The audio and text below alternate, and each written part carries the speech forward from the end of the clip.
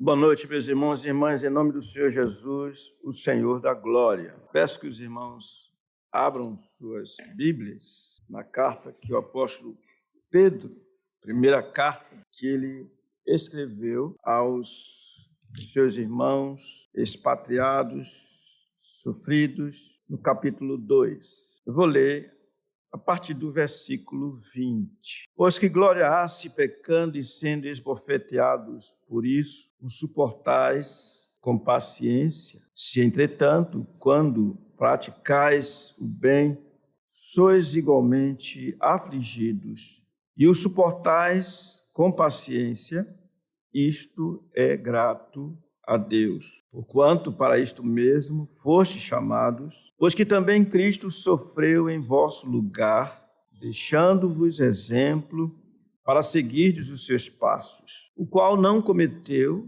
pecado, nem dolo, engano, fraude, algum se achou em sua boca, pois ele, quando trajado, não revidava com o traje, quando maltratado, não fazia ameaças, mas entregava-se àquele que julga retamente, carregando ele mesmo em seu corpo sobre o madeiro os nossos pecados, para que nós, mortos para os pecados, vivamos para a justiça. Por suas chagas fostes sarados, porque estáveis desgarrados como ovelhas, agora, porém, vos convertestes ao pastor e bispo da vossa alma.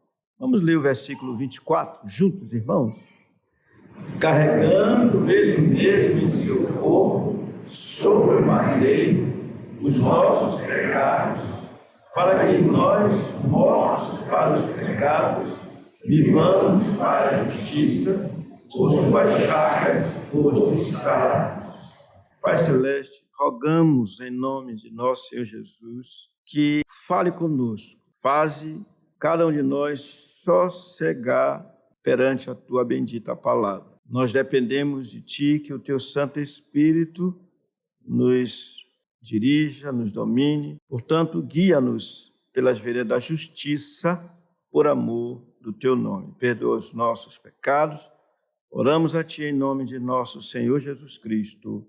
Amém. Essa é a terceira vez que nós consideramos esse texto, especialmente a partir do versículo 21, quando nesse versículo 21 até o versículo 24, e por que não dizer o versículo 25, o apóstolo Pedro traz razões, grandes razões, profundas razões, para que os seus irmãos, e aplicando aos nossos dias, nós também saibamos como nos conduzir diante de algo que é certo. Todos quantos querem viver piedosamente em Cristo Jesus serão perseguidos. Então, é certo que seremos perseguidos se nós mantemos comunhão com o Senhor Jesus. E como é que nós devemos agir, reagir? O que devemos fazer? E o tema nosso continua sendo o mesmo, o sofrimento modelado pelo Senhor, no sentido de que nós precisamos sofrer à semelhança dele e, consequentemente, nós precisamos reagir como ele reagiu, nós devemos nos conduzir como ele se conduziu. E nós vimos, eu vou aqui fazer rapidamente uma recapitulação para que cheguemos ao nosso ponto nesse versículo 24. Nós vimos, a partir do versículo 21, que os crentes, eles enxergam, eles veem o sofrimento como um privilégio, conforme o texto nos diz, porque, afinal, fomos chamados para isso, porque ele, Jesus, sofreu em nosso lugar. A segunda coisa que vimos é que os crentes sofrem seguindo, evidentemente, o exemplo do Senhor, porque ele nos deixou exemplo para que sigamos os seus passos. Em terceiro lugar, os crentes têm um conhecimento, eles são sábios, eles sabem algo da santidade do Senhor no sofrimento. Ou seja, ele sabe que o Senhor sofreu ainda que ele fosse santo, porque não havia nele nenhum pecado. Ele não tinha nada que pudesse desaboná-lo. Pelo contrário, não houve engano algum na sua boca, nada se achou de errado no Senhor Jesus. Por isso, vemos que diante da perseguição, diante dos ataques, ele nunca era vingativo. Pelo contrário, ele não revidava com ultraje. Ele, na verdade, apesar de maltratado, não fazia ameaça. E então vimos que ele sofreu fazendo uma coisa que deveria ser também para nós. Apesar de todo ataque, apesar de todo sofrimento, o que ele fazia era entregar-se àquele que julga retamente. Ou seja, problema de vocês contra mim, não sou eu que vou resolver. Quem vai resolver é o juiz, o grande juiz, aquele que me enviou, pensava o Senhor Jesus. Nesta hora, meus irmãos, nós vamos então para o quarto ponto nosso, ou seja, os crentes sabem que o Senhor sofreu em favor deles. É isso que está aqui? É isso mesmo. Mais uma vez, eu peço que os irmãos leiam o versículo 24, em uníssono. O que diz? Carregando ele mesmo em seu corpo sobre o madeiro os nossos pecados, para que nós, mortos para os pecados, vivamos para o Cristo, os pecados, os sarados. Irmãos, aqui nesse versículo 24, por uma questão didática, nós veremos três coisas específicas no sentido das verdades contidas nesse versículo 24.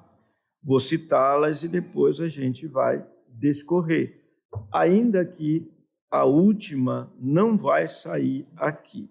Vamos ver, uma delas é que o Senhor sofreu para livrar os crentes da ira de Deus, ou para fazer o bem aos crentes, os seus eleitos. A segunda coisa que veremos é que ele sofreu para que os crentes, propósito, vivessem em santidade. E olhando para a última expressão do versículo 24, podemos dizer que ele sofreu para os crentes terem um excelente resultado, porque se diz aqui, por suas chagas fostes sarados. Então vejamos a primeira coisa. Ele sofreu para livrar os crentes de quê? Da ira de Deus.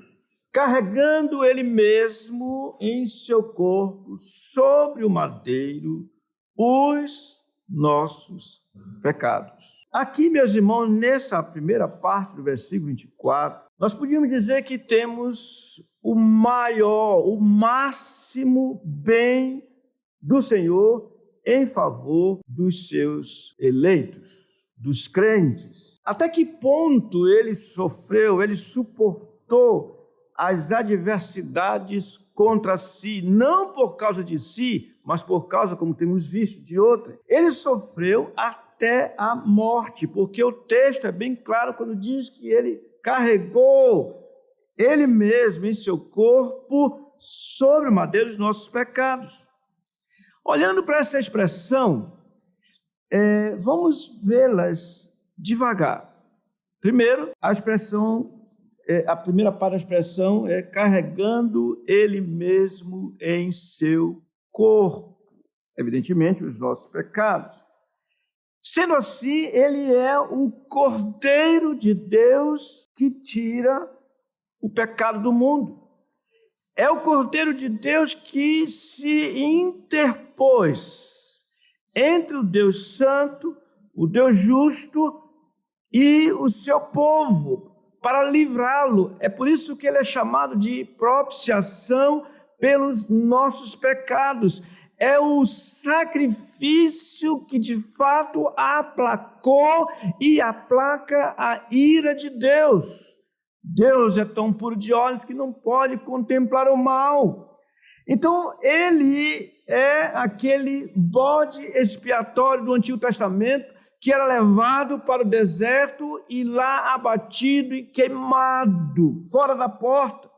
Deus, portanto, em sentido, o tornou pecado, ou seja, uma oferta pelo pecado por nós, ainda que ele não tivesse pecado algum, para que nele nós nos tornássemos justiça de Deus, como numa tradução da Nova Versão Internacional. Isso é o cumprimento, meus irmãos, do que disse o profeta Isaías, porque lá em Isaías 53 é nos dito que certamente ele tomou sobre si as nossas enfermidades e as nossas dores levou sobre si, e nós os reputávamos como aflito, ferido de Deus e oprimido, versículo 4 do capítulo 53, mas dos versículos 11 e 12 eles nos dizem, ele verá o fruto do penoso trabalho de sua alma, e ficará satisfeito, o meu servo, o justo, com o seu conhecimento, justificará muitos, porque as iniquidades deles levará sobre si. Por isso diz Deus, eu lhe darei muitos como a sua parte, e com os poderosos repartirá ele os despojos, porquanto derramou a sua alma na morte, foi contado com os transgressores, contudo, levou sobre si o pecado de muitos e pelos transgressores intercedeu. Ora, ao carregar nossos pecados sobre si, ele, nosso Senhor, suportou angústias jamais experimentadas. Meus irmãos, nós não temos ideia do que é isso. Se nós atentássemos para a pergunta que Moisés, no Salmo 90, fez, dizendo assim, quem conheceu o poder da tua ira e o teu temor, segundo te é devido? E a resposta nós vamos encontrar lá na cruz do Calvário, quando o Senhor, como uma figura impressionante, a galinha que agasalha seus pintinhos debaixo das suas asas e vem lá de cima o raio sobre ela. Ela pode até morrer eletrocutada, mas eles são protegidos. A ira de Deus se derramou sobre ele, por isso que na cruz do Calvário nós o vemos dizer, Deus meu, por que me desamparaste? Ele, o santo, o imaculado, não havia mancha, mácula nenhuma. Ele foi, irmãos, manchado pelos nossos pecados. Além do mais, nessa primeira parte do versículo 24, nós temos uma outra apresentação de Pedro, quando lembra que ele levou sobre si os nossos pecados, sobre aonde? O madeiro, ou seja, na cruz do Calvário. Cristo foi feito maldição em nosso lugar. Porque está escrito, Cristo nos resgatou da maldição da lei, fazendo-se Ele próprio maldição em nosso lugar, porque está escrito, maldito todo aquele que for pendurado em madeiro. Irmãos, lembra agora de Maria com a sua alma traspassada, olhando para aquele que ela jamais viu pecar, pendurado no madeiro, como de fato ela sabia, era um maldito. Não é isso também, meus irmãos, o cumprimento do que Moisés disse na lei? Lá em Deuteronômio, capítulo 21, 22 e 23, está escrito, se alguém houver pecado passível de pena de morte e tivesse sido morto e o pendurares no madeiro, o seu cadáver não permanecerá no madeiro no mesmo dia, durante a noite, mas certamente o enterrarás no mesmo dia. Porquanto o que for pendurado no madeiro é maldito de Deus. Assim, não contaminarás a terra que o Senhor teu Deus te dá em herança. Irmãos, nós deveríamos temer, e temer muito, porque o nosso Salvador se fez e foi tido como maldito pelo Pai, por Deus. Desse modo, Jesus Cristo, como disse Kistemacher, aquele que não tem pecado tornou-se substituto para nós, e carregamos tanto pecado. Voluntariamente, ele tomou sobre si a maldição que havia sido pronunciada para nós, e por sua morte removeu tal maldição. Quem jamais fez tão elevado bem a outrem, ao sofrer em lugar de outrem, como o Senhor? Por isso, ele mesmo disse aos seus discípulos: ninguém tem maior amor do que este, de dar a alguém a própria vida em favor dos seus amigos. Por isso, o apóstolo Paulo, muito tempo depois, escrevendo aos Romanos, ele disse: porque Cristo, quando nós ainda éramos fracos, morreu a seu tempo pelos ímpios. Dificilmente alguém morreria por um justo, pois poderá ser que pelo bom alguém se anime a morrer. Mas Deus prova o seu próprio amor para conosco pelo fato de Cristo ter morrido por nós, sendo nós ainda pecadores. A ideia, irmãos, é a seguinte. Você tem uma ideia como é que é a história? Eu acredito que todos nós já tivemos essa experiência que eu vou falar. Há poucos dias, eu estava ministrando e falando sobre a questão relacionada à salvação e pecado, e alguém levantou uma questão com sinceridade, dizendo: como é que pode, mais ou menos, tem gente que é muito pecador, tem muitos pecados, como ter salvação com uma pessoa dessa? Irmãos, eu vou lembrar de alguém que disse, primeiro, que odiava o Senhor Jesus. Essa pessoa foi insolente, ou seja, desrespeitoso, perseguiu a igreja, e esse alguém era Paulo. Por isso que, depois de descrever os pecados que a lei condena, lá na primeira carta a Timóteo, ele disse, em tom de adoração, fiel à palavra e digna de inteira aceitação, que Cristo Jesus veio ao mundo para salvar pecadores, dos quais eu sou o principal.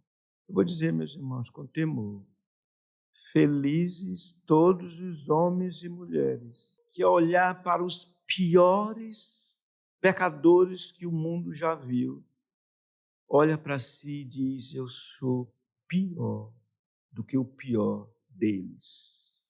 Felizes. Vocês ouviram o que eu disse? Porque enquanto estivermos achando que fulano, beltrano, ciclano não deveria ter vez, não deveria ser salvo, é porque ainda não compreendemos o que é a natureza humana, o que é a nossa natureza, o que está no nosso coração, no nosso íntimo, do ponto de vista natural. Por isso, o Senhor disse, ele veio exatamente para salvar não os justos, mas pecadores, veio para chamá-los ao arrependimento. Pelo que o apóstolo Paulo disse: olha, ninguém se anima para morrer pelo que é bom. Bom, talvez, quem sabe a mãe diz: eu quero morrer pelo meu filho. Mas Cristo morreu por todo tipo de pessoas.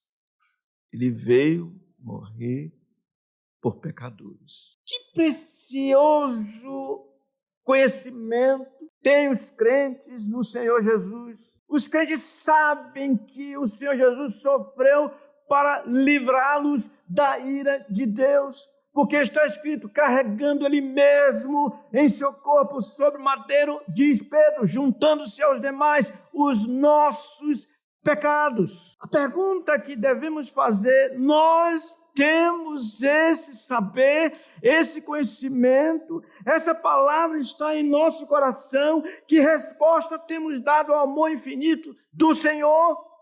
Quem nos livra e quem nos livrará da ira vindoura? Porque continuamos sendo pecadores, irmãos.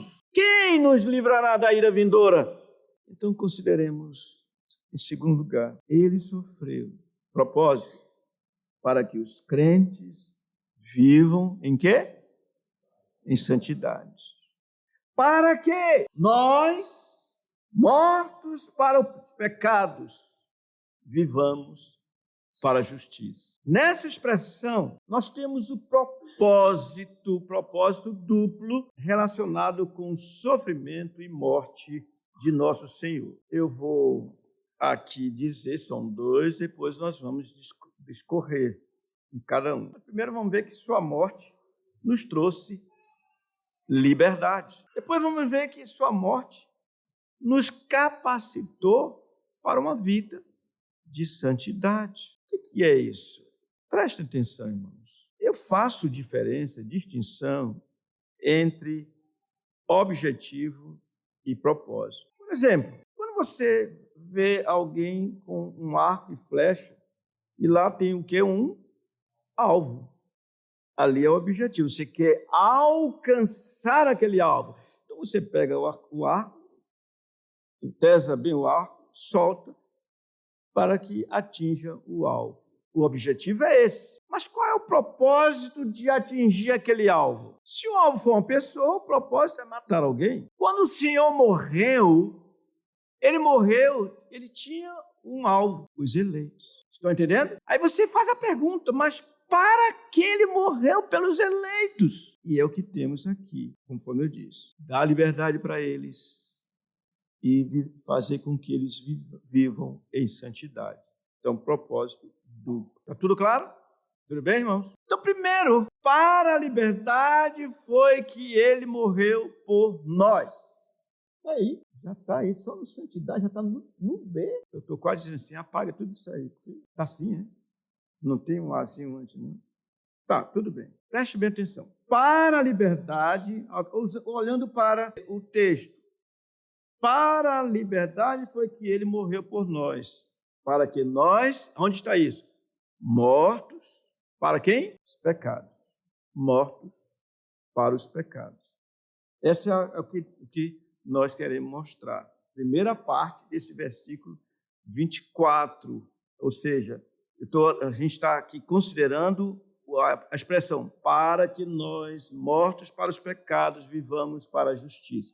Então, primeira parte tem a questão da liberdade, para que nós estejamos mortos para os pecados. A morte de cruz de nosso Senhor Jesus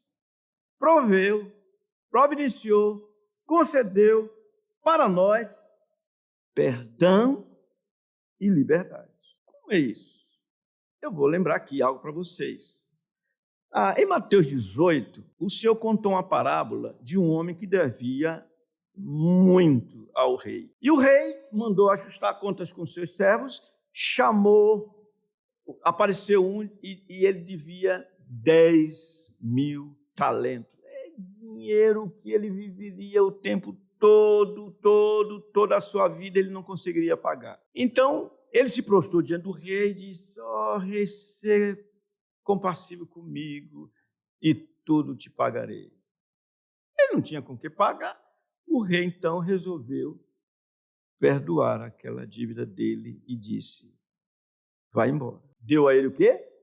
Perdão e liberdade. Então, vocês não estão aqui, não? Deu àquele homem perdão e liberdade. Ele saiu. Aqui é o que nós estamos vendo, que ele morreu para que estejamos mortos para os pecados. Ou seja, eu disse que estamos diante de algo muito especial. Ou seja, o Senhor nos concedeu perdão e liberdade. Essa liberdade é o que Pedro está implicitamente falando aos seus leitores, dizendo: estamos mortos para os pecados. Como é isso? A expressão, literalmente, significa para que sejamos completamente separados de nossos pecados. Ou seja, como disse um homem de Deus, por meio de sua morte, Jesus nos libertou dos grilhões do pecado, de modo que estamos mortos para o pecado e vivos para Deus em Cristo Jesus. Vamos tentar ilustrar isso. Irmãos, os verdadeiros crentes, e eu falo isso com muito temor, os verdadeiros crentes, os genuínos crentes, eles vão ser, inclusive, tentados, mas eles vão orar dizendo assim: não nos deixe o quê? Cair em tentação. Eles não querem isso. Os verdadeiros crentes podem ser tentados, por exemplo, no dia do Senhor, a fazer coisas que vão impedi-lo de adorar o Senhor, vão trazer dificuldade para ele na relação com o Senhor. Mas como eles estão mortos para o pecado vai se insurgir. E eles vão dizer em Cristo, não. Vocês lembram de José diante da mulher de Potifar, que queria possuí-lo? O que ele fez? Se desvencilhou, deixou até a capa dele com ela, mas fugiu, porque ele tinha certeza que não deveria pecar contra Deus. Então, os crentes, eles, irmãos, procuram se desvencilhar de tudo, e eu estou falando de propósito, para que no dia do Senhor eles alegremente possam se colocar em adoração. Por isso disse o salmista: alegrei-me quando me disseram, vamos à casa do Senhor. O que vai nos impedir de ir à casa do Senhor? Enfermidade? Talvez. Preguiça? Aliás, preguiça é um dos pecados mais terríveis que prostra as pessoas, e muitas pessoas, para não irem ao local de culto. Vocês entenderam mais ou menos? Dizem não e vão em frente. Nesse sentido, os crentes podem dizer não de modo sério, absoluto, ao pecado, pela ação do Espírito Santo, e isso tem a ver com a morte de nosso Senhor Jesus por nossos pecados. Antes não tínhamos condições de fazer isso. Os convites, antes, o que se falava, fazia nossa cabeça com muita facilidade. Abra suas Bíblias no capítulo 4, da 1 Pedro. Vejam, o pensamento é o mesmo, em certo sentido. No capítulo 4, versículo 1, diz assim: ora, tendo Cristo sofrido na carne, armai-vos também vós do mesmo pensamento. Pois aquele que sofreu na carne, o que ele fez? Deixou o pecado, para que no tempo que vos resta na carne, já não vivais de acordo com as paixões dos homens, mas segundo a vontade de Deus. Porque basta o tempo decorrido para ter executado a vontade dos gentios, tendo andado em dissoluções, concupiscências, que são desejos ilegítimos, borracheiras, orgias, bebedice e em detestáveis idolatria. Agora ele diz: por isso, difamando-vos, estranho que não concorrais com eles ao mesmo excesso de devassidão. Porque o Senhor nos perdoou e nos deu essa liberdade. Então, outro aspecto do propósito da morte do Senhor é que ele morreu para a santidade que ele tanto deseja que nós experimentemos a cada dia. Sede santos, porque eu, o Senhor, sou santo. De novo, eu cito o Kistemarker, quando ele diz assim: apropriamo-nos de nossa libertação da tirania do pecado quando vamos até Deus com arrependimento e fé, e demonstramos nossa vida em Cristo quando nos submetemos obedientemente a Deus e fazemos a sua vontade. Dessa maneira, desse modo, a morte substitutiva de nosso Senhor não só nos trouxe perdão, mas também um viver para a justiça. É interessante, para a justiça. O que é isso para a justiça? É a vida de santidade. Nós vivemos num mundo injusto. Por isso que devemos desejar, buscar, clamar novos céus e nova terra, onde habita o quê? Justiça. E a ideia de justiça, irmãos, é olhar para o Senhor e ver que Ele é justo. Ele nunca cometeu nenhum mal. Agora vamos pecar, evidentemente, mas o desejo nosso é ser como Ele. Sermos como Ele. Por isso, bem-aventurados os que têm fome e sede de justiça, ser como Ele. Meus irmãos, estamos, pela graça do Senhor, vivos para Deus em Cristo Jesus. Antes eram mortos os nossos delitos e pecados. Tínhamos olhos, mas não conseguíamos enxergar. Nós estamos num lugar aqui de culto, mas a fé nos faz dizer: o Senhor está aqui. Nós abrimos as nossas bocas e de coração nós entoamos louvores a Ele. Nós temos nos lábios o cântico, um novo cântico. Nossas mãos se levantam, pelo menos idealmente, para adorar o Senhor. Nossos pés correm para Ele. Mas como era antes? Mortos, os nossos delitos e pecados, não tínhamos como nos envolver de forma correta, sincera, verdadeira com as questões espirituais. Jamais poderíamos fazer isso, porque estávamos mortos até que o Senhor nos deu vida em Cristo Jesus. Agora sim, nós vivemos para Ele. Por isso, Paulo, falando aos romanos, diz: como viveremos ainda no pecado nós, os que para Ele morremos? Ainda, e Ele morreu por todos nós, para que os que vivem não vivam mais para si mesmos, mas para aquele que por eles morreu e ressuscitou. Daí que Paulo diz logo: já não sou eu quem vive, mas Cristo vive em mim. E esse viver que agora tenho na carne, vivo pela fé no Filho de Deus, que me amou e se entregou por mim. Meus irmãos, ao expor essas verdades aos seus ouvintes, o apóstolo Pedro, sabendo que eles eram crentes do Senhor, os estava estimulando, encorajando-os a viverem para a justiça, ou seja, em santidade, viverem para Deus.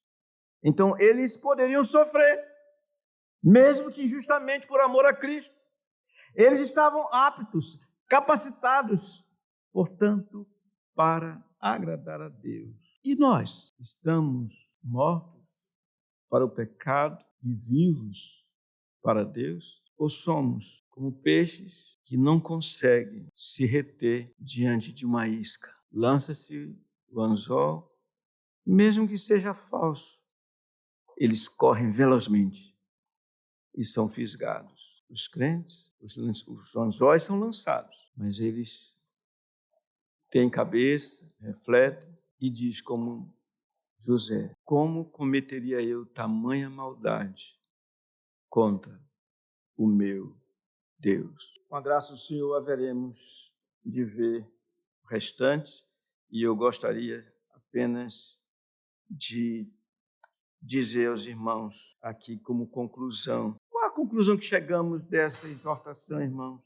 Os crentes têm um saber experimental. É um saber, eles são sábios. E por eles serem sábios, eles podem enfrentar qualquer tipo de sofrimento, porque eles vivem focados muito mais no seu Senhor, o Senhor Jesus, e no que ele experimentou, e como ele reagiu perante tantas aflições. E eles buscam ouvir o que o Senhor disse: no mundo tereis aflições, mas tende bom ânimo, eu venci o mundo. Assim vimos. Vamos lá, vamos falar isso aí? Primeiro, Os crentes veem o sofrimento como um privilégio. Os crentes sofrem seguindo o exemplo do Senhor. Os crentes sabem da santidade do Senhor no sofrimento. Os crentes sabem que o Senhor sofreu em favor deles. Então os crentes dizem: nós o amamos porque ele nos amou primeiro.